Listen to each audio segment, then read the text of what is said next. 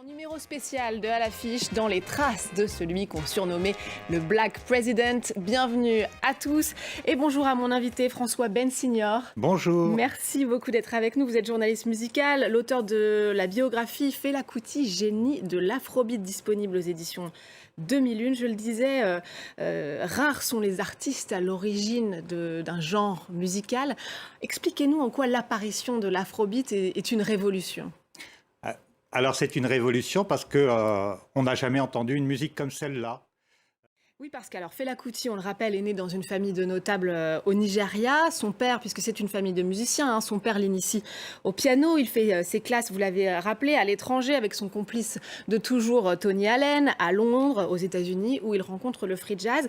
Mais c'est en rentrant à Lagos, au Nigeria, qu'il y a vraiment ce déclic, en fait, pour créer ce nouveau son. Oui, le son, il a eu un temps pour se générer en fait.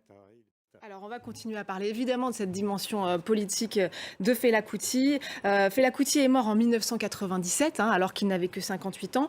Un quart de siècle plus tard, la Philharmonie de Paris lui consacre une grande exposition. On y découvre que pour l'artiste, tout était excuse à diffuser. Son message de ses vêtements à ses instruments de musique. On regarde ce que ça donne avec les images de Loïc Chalavant.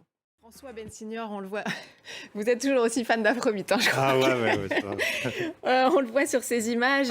Au-delà de la musique, Fela Kuti s'était forgé un personnage, une légende. J'ai noté une phrase dans votre livre. Vous dites « Il était plus grand que nature, il avait plus de femmes que tout le monde, ses concerts étaient plus longs, ses morceaux duraient une phase d'album entier ». On l'a entendu au début de l'émission.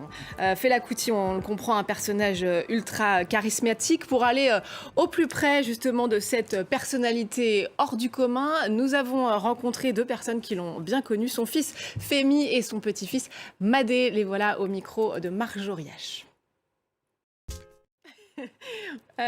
Vous écrivez aussi, François Bensignor, dans votre livre, Fela, de son vivant, était déjà plus connu que le président de son pays. On l'appelait d'ailleurs le Black President. Au-delà de la musique, vous l'avez déjà rappelé, c'était un combat politique. Fela, quelles étaient justement ses causes? Alors ses causes, c'était déjà revenir à l'africanité. Mais c'est intéressant ce que vous dites parce que même à l'apogée de son succès, dans le plus grand et le plus riche pays d'Afrique, le Nigeria, il vit en fait dans ce quartier populaire de Lagos et il transforme, il a rebaptisé ce quartier Kalakuta République. C'est de là justement qu'il mène ses combats, quitte à payer le prix fort. On l'a dit, il a été emprisonné, on ne compte plus les fois, torturé aussi presque. Oui, il faut se souvenir qu'à cette époque-là, ce sont des gouvernements militaires, ce sont des juntes militaires.